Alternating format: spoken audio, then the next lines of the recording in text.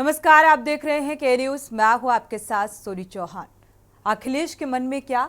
कांग्रेस मांगे फूलपुर। लोकसभा चुनाव के नतीजों के बाद अब सबकी निगाहें यूपी विधानसभा की 10 सीटों पर होने वाले उपचुनाव पर हैं और सियासी दलों ने इसकी तैयारी भी तेज कर दी है। फूलपुर सीट को लेकर समाजवादी पार्टी और कांग्रेस के बीच खींचतान जारी है, जो कि पहले ही अंदेशा जताया जा रहा था। दरअसल इंडिया गठबंधन की तरफ से कांग्रेस प्रयागराज की फूलपुर सीट से लड़ने की तैयारी में है और कांग्रेस इस सीट को अपना परंपरागत सीट बता रही है। और फूलपुर सीट पर दावेदारी करने को लेकर कांग्रेस पार्टी ने शनिवार को फूलपुर क्षेत्र में ही संगठनात्मक बैठक की और इस बैठक में पार्टी नेताओं ने फूलपुर की सीट कांग्रेस को दिए जाने की मांग की है।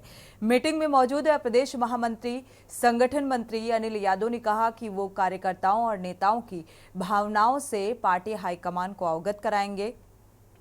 ये भी कहा गया कि पार्टी हाईकमान से ये अनुरोध करेंगे कि कार्यकर्ताओं की भावनाओं का सम्मान करते हुए इंडिया गठबंधन ने फूलपुर सीट पर कांग्रेस पार्टी खुद ही लड़े।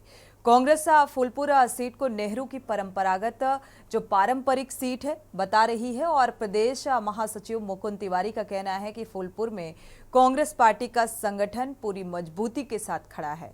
फूलपुर कांग्रेस की परंपरागत सीट रही है और उत्तर प्रदेश की जिन 10 सीटों पर उपचुनाव होने हैं उनमें फूलपुर, खैर, गाजियाबाद, मंझवा, मीरापुर, मिल्कीपुर, करहल, कटहरी, कुंदरकी और सीसामऊ शामिल है। सीसामऊ को छोड़कर अगर सभी 9 सीटों के विधायक इस बार लोकसभा चुनाव जीतकर सांसद बन चुके हैं और इसीलिए ये सीटें खाली हुई और इन पर उपचुनाव होना है।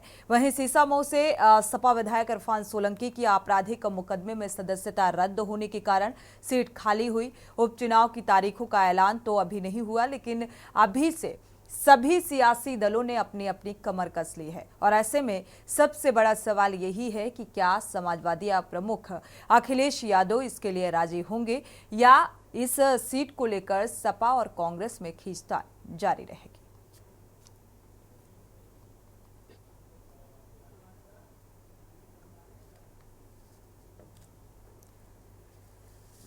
तो फिलहाल सभी राजनीतिक दल जो हैं वो अब यूपी विधानसभा उपचुनाव की तैयारियों में जुट चुके हैं, क्योंकि बैठकों का दौर शुरू हो चुका है। बीएसपी सुप्रीमो ने भी बैठक की। भारतीय जनता पार्टी पहले से तैयारियों में जुटी हुई है, साथ ही इंडिया गठबंधन भी। और फूलपुर सीट को लेकर पहले से ये अंदेशा भी जताया जा रहा था कि देखा जाए फूलपुर सीट में कांग्रेस और समाजवादी पार्टी के बीच क्या खींचतान की स्थिति रहेगी, क्योंकि इंडिया गठबंधन का ये मानना है, क्योंकि इससे पहले भी इसको लेकर जब डिबेट हुई तो समाजवादी पार्टी के प्रवक्ता का ये कहना था, कांग्रेस प्रवक्ता का ये कहना था कि सामंजस्य बनाकर देखा जाए मतभेद की स्थिति नहीं रहेगी, क्योंकि लोकसभा चुनाव के दौरान भी काफी कुछ ऐसी तस्वीरें और बयानबाजी निकलकर सामने आई जहां पर सीटों के बंटवारे को लेकर खींचतान मची थी। काफी देखा जाए तो बात विवाद भी देखने को मिला था और ऐसी ही स्थिति इस बार उपचुनाव में भी देखने को मिल रही है। फूलपुर, खैर, गाजियाबाद।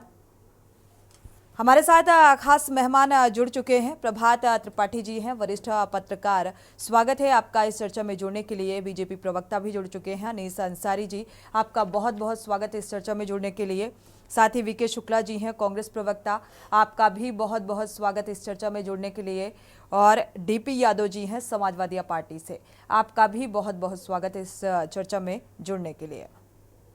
लखनऊ से हमारे संवाददाता भी जुड़े हुए हैं, शिवा शर्मा। पहले प्रतिक्रिया साझा कर लेते हैं। अनीस अंसारी जी से शुरुआत कर लेते हैं चर्चा की। अनीस अंसारी जी, भारतीय जनता पार्टी देखा जाए तो यूपी विधानसभा उपचुनाव को लेकर तैयारियों में पहले ही जुटी हुई नजर आई।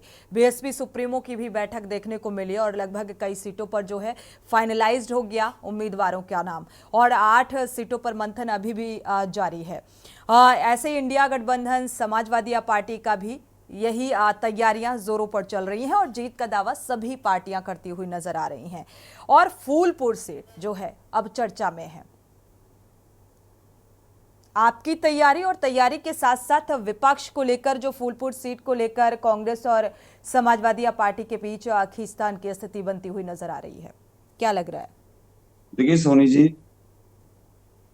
चुनाव हैं, 10 सीटों पे विधानसभा चुनाव हैं। इन चुनाव में भारतीय जनता पार्टी तो हमेशा ही हर चुनाव में चुनाव से पहले एक चुनाव खत्म होता है, दूसरे चुनाव की तैयारी करती है। भारतीय जनता पार्टी हमेशा चुनावी मूड में रहती है और भारतीय जनता पार्टी अच्छे से अपनी तैयारी कर रही है। भारतीय जनता पार्टी अच्छे से चुनाव लड़ेगी और इन ज्यादातर सीटों पर भारतीय जनता पार्टी विजयी होगी, क्योंकि जो नैरेटिव अन्य दलों ने फैलाया था, भाजपा विरोधियों ने फैलाया था, वो इस बार पब्लिक जागरूक हो चुकी है। संसद भवन हो या विधानसभा, यहाँ पर जो बातें चलती हैं, जो विपक्ष का चेहरा उजागर हुआ है, उससे सभी को पता चल गया कि ये लोग मात्र पब्लिक को गुमराह करके वोट हासिल करने का काम करते हैं। इसलिए भारतीय जनता पार्टी नंबर 1 पे है, तरक्की होगी और ये सीट का लोकसभा चुनाव में भी भारतीय जनता पार्टी ने बखूबी किया था। 400 पार का लक्ष्य रखा गया था, लेकिन उस लक्ष्य देखना दिलचस्प होगा, क्योंकि सभी पार्टियां जो हैं जीत का दावा करती हुई नजर आ रही हैं। एक बार शिवा का रुख कर लेते हैं, इसके बाद वीके शुक्ला का रुख करेंगे। शिवा, क्योंकि यूपी विधानसभा उपचुनाव की तैयारियां जो हैं तेज होती हुई नजर आ रही हैं, बैठकें भी काफी चुनाव को लेकर देखा जाए तो किस सीट से किस उम्मीदवार को टिकट दिया जाए, क्या कुछ सरगर्मियां तेज हैं, जमीनी स्तर पर क्या कुछ नजर आ रहा है?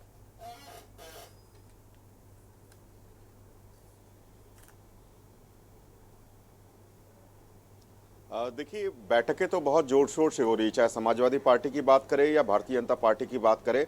जब भी किसी भी दौर पर बैठक होती है तो उसमें उपचुनाव को लेकर के हमेशा मुख्यमंत्री बात करते हैं। और अखिलेश यादव जो पूर्व मुख्यमंत्री रहे उत्तर प्रदेश के, वो भी अपनी बैठकों में उपचुनाव को लेकर के बात करते हैं और हमेशा अपने कार्यकर्ताओं से और नेताओं से जानने की कोशिश करते हैं कि आखिरकार उस सीट पर दावेदारी जिसकी है, आखिरकार वो कैंडिडेट सही है उतारना या नहीं है। कुछ चीज़ों को लेकर के समाजवादी पार्टी एकदम बहुत साफ है कि जो भी सीटें, पहले आंकड़ेबाजी से आप समझिए कि उत्तर प्रदेश की जिन 10 विधानसभा सीटों पर उपचुनाव होने हैं उसमें से 5 सीटें समाजवादी पार्टी के पास थी, 1 सीट निषाद पार्टी के पास थी, दूसरी सीट आरएलडी के पास थी और 3 सीटें बीजेपी के पास थी। तो समाजवादी पार्टी के पास जो सीटें थी वो उस बात को लेकर के अश्योर है कि उनके विधायक वहीं पर उन्हीं के काबिज होंगे, क्योंकि उनकी पकड़ उस क्षेत्र में बहुत ज्यादा है। अब समाजवादी पार्टी की सबसे ज्यादा ताकत उन 5 सीटों पर है जो एक निषाद के पास और एक आरएलडी के पास और 3 बीजेपी के पास है। तो अलग अलग सीटों पर समाजवादी पार्टी के जो पदाधिकारी है, लड़ाई जबरदस्त है। बिल्कुल शिवा, वो उनके विधायक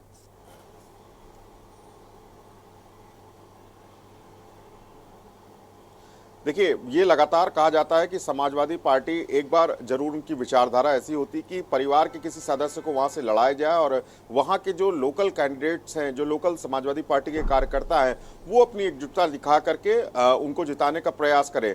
तो समाजवादी पार्टी में जितने भी लोग जो विधायक से जो पहले की सीटें उनके पास रही हैं, जिस पर उपचुनाव भी होने हैं, जो विधायक से सांसद बन गए हैं, जो उनका प्रमोशन हुआ है, उन सीटों पर उन्हीं के परिवार के सदस्यों को टिकट दिया जाए। और जो बाकी अन्य 5 सीटें हैं उस पर किस तरीके की रणनीति है, ये अपने नेताओं से चर्चा करते रहते हैं, अपने बूथ अध्यक्ष के जो लेवल के जो कार्यकर्ता हैं उनसे चर्चा करते रहते हैं। और लखनऊ में रोजाना इस तरीके की बैठकें होती है जिसमें विधायक, बूथ लेवल के कार्यकर्ता, जो अध्यक्ष है, उनकी बैठकें होती रहती है।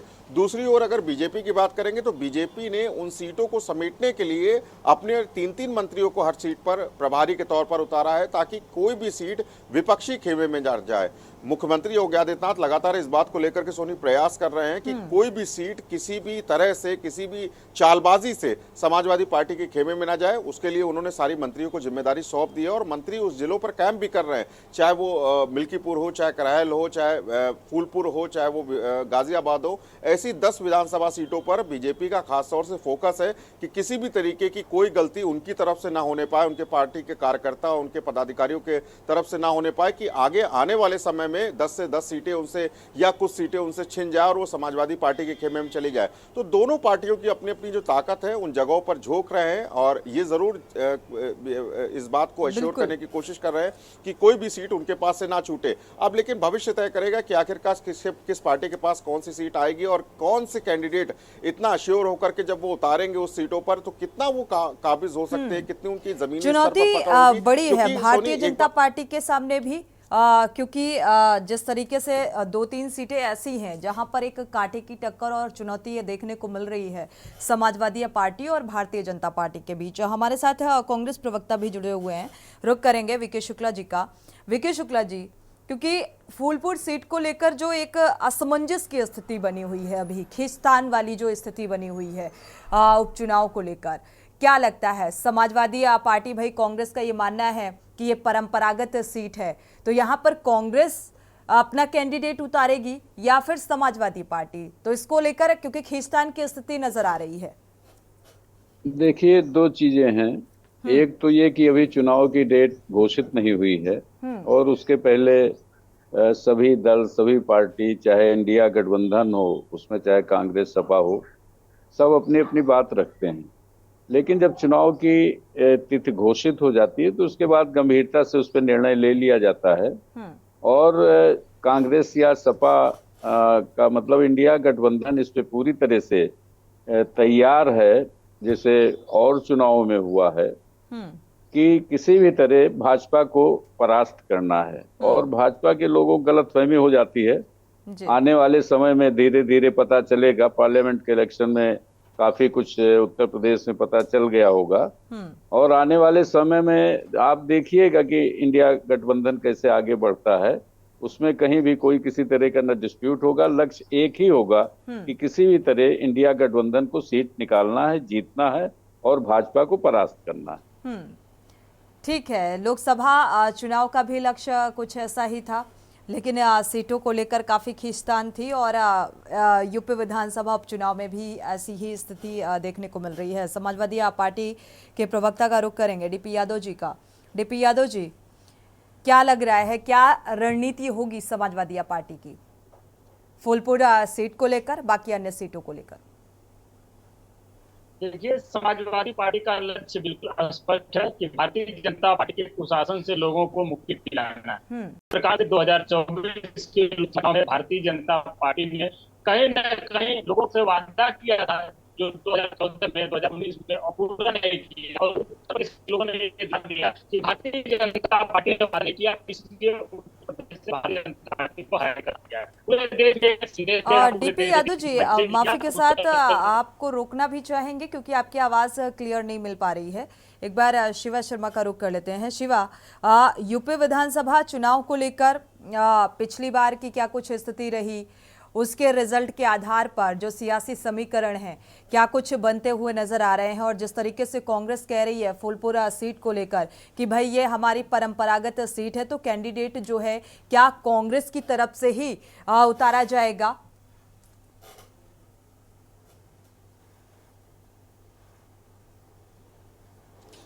देखिए सुनिए, अखिलेश यादव की कई बार लखनऊ के अंदर प्रेस कॉन्फ्रेंस हुई है और उस प्रेस कॉन्फ्रेंस में हाँ, हम जैसे तमाम लोग मीडिया कर्मी जो है वो उनसे बार बार पूछते हैं कि गठबंधन में क्या जो उपचुनाव होने वाले हैं तो क्या गठबंधन में कांग्रेस को कुछ सीटें देने की मांग करेंगे, तो वो हमेशा कहते हैं कि वो समय आने पर बताया जाएगा। लेकिन एक बात ये भी बहुत ज्यादा तय है कि गठबंधन जो है वो लोकसभा चुनाव के मद्देनजर हुआ था।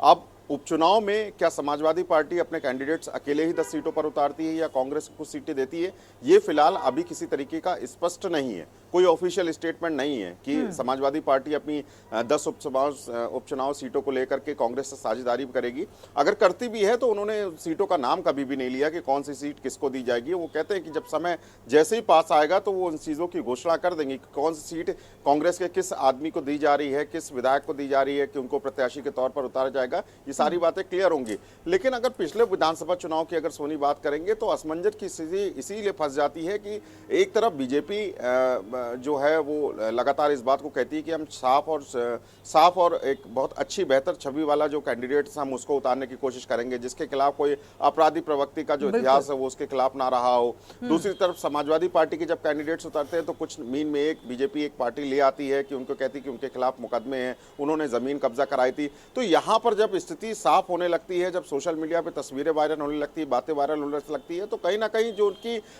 जो एक साख बनी होती है उसमें कहीं ना कहीं बहुत ज्यादा असर पड़ता है। तो अब समाजवादी पार्टी को अपने कैंडिडेट से इन 10 सीटों पे अगर उतारने भी है तो सबसे पहले उनको देखना होगा कि किसी तरीके का प्रोपोगंडा ना फैले उनके कैंडिडेट्स को उतारने के बाद, क्योंकि लोकसभा चुनाव में भी कई जगह ऐसा हुआ था कि समाजवादी पार्टी के जिस कैंडिडेट को ऑफिशियली उतारा गया वहां से उनको पुल बैक करना पड़ा, उसकी जगह नया कैंडिडेट उतारना पड़ा। तो अब आप अपनी सीटों पर कौन सा कैंडिडेट उतारते हैं उसका बैकग्राउंड भी आपको तलाशना होगा। तो अब इन 10 सीटों का जो खेल है आने वाले समय में सोनी, वो बहुत ज्यादा महत्वपूर्ण इसलिए भी हो हो जाता है कि आपको सबसे पहली बात तो साफ सुथरी सभी का कैंडिडेट उतारना है और वो कितनी मजबूती से ग्राउंड पर लड़ने के लिए तैयार है और कितने लोग इसका साथ दे रहे हैं। क्योंकि पिछले लोकसभा चुनाव की अगर हम बात करें तो शिवा, वापसी करेंगे यूपी विधानसभा उपचुनाव को लेकर जो तैयारियां एक तरफ तेज हैं और सभी जीत का दावा सभी पार्टियां करती हुई नजर आ रही हैं। वरिष्ठ पत्रकार प्रभात त्रिपाठी जी भी हमारे साथ जुड़े हुए हैं। प्रभात जी, आपका रुख करेंगे क्योंकि राजनीतिक पार्टियों की विधानसभा उपचुनाव को लेकर रणनीति और साथ ही इस बार क्या कुछ जो आसार हैं वो नजर आ रहे हैं, क्या लगता है किसकी रणनीति कितनी कारगर सिद्ध होने वाली है? जो ये उपचुनाव होता है जी। ये राज्य स्तरीय एक, इससे कोई सरकार की हार जीत से कोई सरकार पे असर नहीं पड़ता है, लेकिन ये पता लगता है कि जनता का मूड क्या है। अभी 2 महीने 3 महीने पहले जनता ने जिस मुद्दों पे वोट दिया, राष्ट्रीय लेवल पे एक तरफ भारतीय जनता पार्टी थी, एक तरफ इंडिया गठबंधन था। यूपी में इंडिया गठबंधन में कांग्रेस और समाजवादी पार्टी को जिस मुद्दों को जनता के बीच ले गए कि खटाखट उनके पास पैसा आएगा, आरक्षण बचाओ, संविधान बचाओ, आरक्षण खत्म कर दिया है, ये जो सारे मुद्दे थे, चाहे वो युवाओं को नौकरी का मुद्दा हो, पेपर लीक का मामला हो, ये सारे मामले जो थे वो राष्ट्रीय मुद्दे राष्ट्रीय चुनाव में चले और समाजवादी पार्टी और इंडिया गठबंधन को एक बड़ी मतलब जैसे कहते हैं बढ़त मिली और भारतीय जनता पार्टी कई सीटें अपनी परंपरागत सीटें तक खो गई और जाति के आंकड़े में जहां जो सीटें आरक्षित थी वो भी हार गई भारतीय जनता पार्टी, जहां उनको दलित वोट मिलता था। तो अब ये जो उपचुनाव है, ये उपचुनाव निश्चित तौर पे एक सरकार के लिए या भारतीय जनता पार्टी के लिए एक सबसे बड़ा सवाल ये होगा कि भारतीय जनता पार्टी ने जो विश्वास प्रदेश की जनता के बीच जिन मुद्दों के आधार पे खोया है, क्या वो उन सीटों पे अपना एक प्रदर्शन अच्छा करके, जैसे मिल्कीपुर सीट है, मिल्कीपुर को लेके बहुत बड़ा एक पूरा एक प्रोपोगंडा बनाया गया था कि अयोध्या हार गए, भगवान राम को लाए थे वो अयोध्या हार गए, मिल्कीपुर। तो ये जो पूरी चीजें हैं, कुंदरकी है, मिल्कीपुर है, बिल्कुल। एक बार सोनी जी, मिल्कीपुर सीट से लेके करहल सीट और कानपुर की जैसे आपकी कानपुर की है सीट 3 और फूलपुर की सीट है और गाजियाबाद की सीट है, खेर की सीट है, ये सारी सीटें इनके जो सहयोगी दल है, चाहे वो भारतीय जनता पार्टी के निषाद पार्टी हो या आरएलडी हो या समाजवादी पार्टी के साथ कांग्रेस का गठबंधन है। कांग्रेस फूलपुर सीट मांग रही है, सपा कह रही हम नहीं देंगे। तो अब ये एक गठबंधन का भी एक इम्तिहान है कि क्या ये समाजवादी पार्टी और कांग्रेस 5-5 की बात कर रही है, उस पर कहां तक उनके राष्ट्रीय अध्यक्ष तय कर पाएंगे। लेकिन पूरी उपचुनाव का लंबो लबाब ये है सोनी जी कि भारतीय जनता पार्टी की योगी सरकार की जो लोकसभा चुनाव में एक भारतीय जनता पार्टी की परास्त हुई है और भारतीय जनता पार्टी 33 सीटों पे आ गई। इसीलिए तो कहा जा रहा है इम्पोर्टेंट है, चाहे छोटा से छोटा चुनाव है, की सबसे बड़ी अग्नि परीक्षा है बिल्कुल कि क्या ये 10 सीटों पे 8 सीटें तक जीत पाएंगे। अगर क्योंकि 5 सीटें इनके पास थी सहयोगी दलों के साथ, तो ये डीपी यादव जी का रुख करेंगे। ठीक है प्रभात जी, भारतीय जनता पार्टी के सामने खड़ा हुआ है। डीपी यादव जी का रुख करेंगे। डीपी यादव जी की आवाज नहीं आ रही थी। डीपी यादव जी, क्योंकि जो यादव बाहुल्य सीटें हैं उनमें तो श्योरिटी नजर आ रही है, ठीक है, आप लोग भी बहुत कॉन्फिडेंटली ये कह रहे हैं कि अच्छा प्रदर्शन रहेगा, जीत हासिल होगी, हालांकि सभी सीटों पर जीत का दावा। बाकी क्या लगता है कौन सी सीट ऐसी है जहां पर चुनौती बड़ी है समाजवादी पार्टी के सामने? देखिए, बात यादव मुस्लिम ब्राह्मण दलित पिछड़ा अगड़ा की नहीं है। भारतीय जनता पार्टी के प्रशासन में समाज का हर वर्ग नाराज है, निराश है। भारतीय जनता पार्टी के कार्यकलाप से, क्रियाशैली से, भारतीय जनता पार्टी के कार्यक्रमों से। देखिए, भारतीय जनता पार्टी की जो नीतियां हैं उसको कहीं ना कहीं 2024 के लोकसभा चुनाव में उत्तर प्रदेश ने तो नकार ही दिया है। लोग ये बता दिए हैं कि भारतीय जनता पार्टी से वो खुश नहीं है, योगी मोदी की कार्यशैली से खुश नहीं है। तो निश्चित रूप से जो 10 लेकिन अभी भी थोड़ी मेहनत करना बाकी है। इंडिया गठबंधन को भी मेहनत की जरूरत है और मुझे लगता है इस बार भारतीय जनता पार्टी को जो लोकसभा चुनाव में जो रिजल्ट सामने आया, तो अब और मेहनत करने की जरूरत भारतीय जनता पार्टी को भी है। एक बार फाइनल कमेंट ले लेते हैं। सोनी जी सुन लीजिएगा एक जी जी। भारतीय जनता पार्टी लाख मेहनत कर ले, लाख कोशिश कर ले, लेकिन लोग खुश नहीं है। जमीनी हकीकत यही है। स्वास्थ्य के क्षेत्र में, शिक्षा के क्षेत्र में, कानून व्यवस्था के क्षेत्र में लोग भारतीय जनता पार्टी से खासे नाराज हैं। भारतीय बिल्कुल। जनता पार्टी की सरकार में नौकरी नहीं मिल रही है, स्वास्थ्य का बिल्कुल बदहाल हाल है उत्तर प्रदेश में, कानून व्यवस्था ऐसी है कि आप कल्पना नहीं कर सकती हैं। बताइए, फैजाबाद में जब एक नाबालिग बालिका के साथ दुष्कर्म होता है तब के एफआईआर लिखा जाता है। एक माँ अपने बच्चे के साथ जब मुख्यमंत्री योगी आवास के सामने जो है आत्मदाह करने की कोशिश करते हैं, उस पर कार्रवाई होती है, तो कैसी कानून व्यवस्था है आप ये बताइए। नाराजगी तो इस बार नजर आई, वोट के जरिए जो मतदाता हैं उन्होंने अपनी नाराजगी दर्ज कराई और मुझे लगता है भारतीय जनता पार्टी को इस बात का एहसास बखूबी हो गया है। ठीक है, फाइनल कमेंट, चूंकि समय नहीं है, अनीस अंसारी जी फाइनल कमेंट आपका। यूपी विधानसभा उपचुनाव में, ठीक है, यूपी विधानसभा उपचुनाव में 3 सीटें चुनौतीपूर्ण हैं जो चैलेंज मानकर चल रही है भारतीय जनता पार्टी, करहल, कुंदरकी, मिल्कीपुर।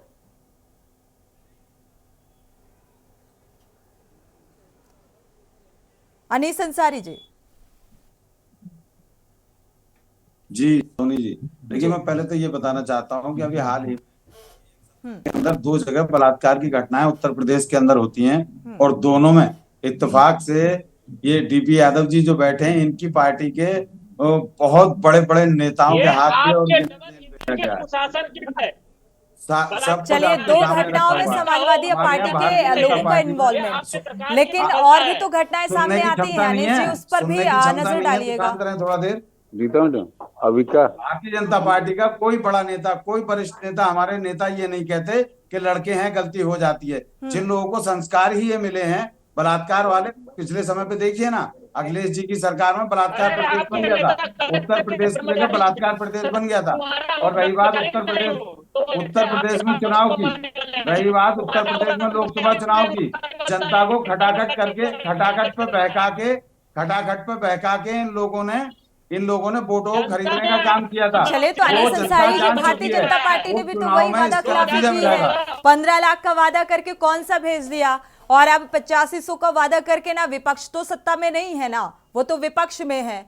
तो अभी आप सत्ता में हैं, आपराधिक घटनाएं बढ़ रही हैं, तो लगाम लगाइए। शुक्रिया आप सभी मेहमानों का इस चर्चा में शामिल होने के लिए। समय इजाजत नहीं देता कि चर्चा को आगे बढ़ाएं, लेकिन अब चुनावी शोर उपचुनाव का तेज हो चुका है और जीत का दावा सभी पार्टियां करती हुई नजर आ रही है। और एक साख बचाना भी बड़ी बात है, क्योंकि उपचुनाव में भारतीय जनता पार्टी को अब ये सीख मिल गई है लोकसभा चुनाव से कि सुधार कहां पर करना चाहिए।